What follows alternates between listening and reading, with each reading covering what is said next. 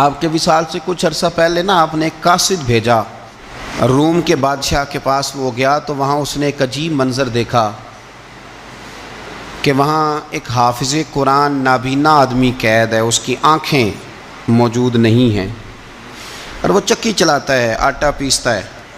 اس قاصد نے اسے پوچھا تو یہاں کب سے ہے اور یہ تیرے ساتھ معاملہ کیسے ہوا؟ تو وہ کہنے لگا مجھے انہوں نے گرفتار کر لیا، پھر مجھے کہنے لگے عیسائی ہو جا. میں نے انکار کیا تو انہوں نے میری آنکھیں نکال دی.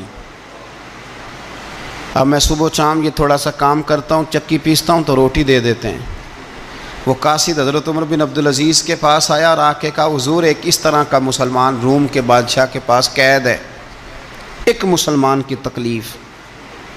حضرت عمر بن عبدالعزیز نے جب سنا تو رو پڑے، فرمایا وہ قید ہے اور وہاں قید ہے اور ہم یہاں آرام سے بیٹھے ہیں. فوراً رکا لکھا قاصد سے کہنے لگے واپس جا روم کے بادشاہ کو جا کے کہہ کہ اس نابینا قیدی کو فوراً آزاد کرے، ورنہ میں ایک ایسا لشکر بھیجوں گا کہ اتنا بڑا لشکر بھیجوں گا کہ اس کا پہلا آدمی تیرے پاس ہوگا اور آخری میرے پاس ہوگا، اور تجھے پھر وہ بندہ چھوڑنا پڑے گا. تو ابھی چھوڑ دے، میں تجھے پیغام دے رہا ہوں. وہ قاصد کہتا ہے جب میں رکا لے کے پہنچا، ظاہر ہے بڑا لمبا سفر ہوتا تھا، آنے جانے میں مہینوں بھی لگ جاتے تھے. کہتے ہیں میں نے رکا دیا تو اس نے پڑھا، کہنے لگا تم مسلمان ہو میں نہیں ہوں، پر اتنی تم اس درویش کی قدر کرتے ہو میں تم سب سے بڑھ کر قدر کرتا ہوں. میں اس بندے کو لشکر لے کے آنے کی تکلیف نہیں دوں گا، میں ویسے ہی قیدی آزاد کرنے لگا، تم لے جاؤ. کہتے ہیں مجھے چند دن وہاں رہنا پڑا، کچھ لوازمات تھے جن کے لیے رکنا پڑا.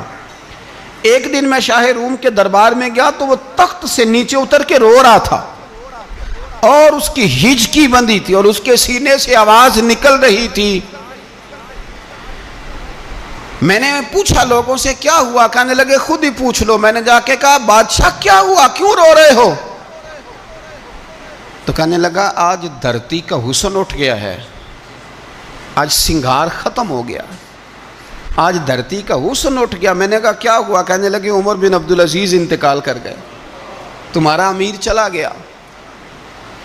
تو میرے دل میں خیال آیا، میں نے آہ بھری. میں نے کہا پھر ہمارے لیے کیا حکم ہے؟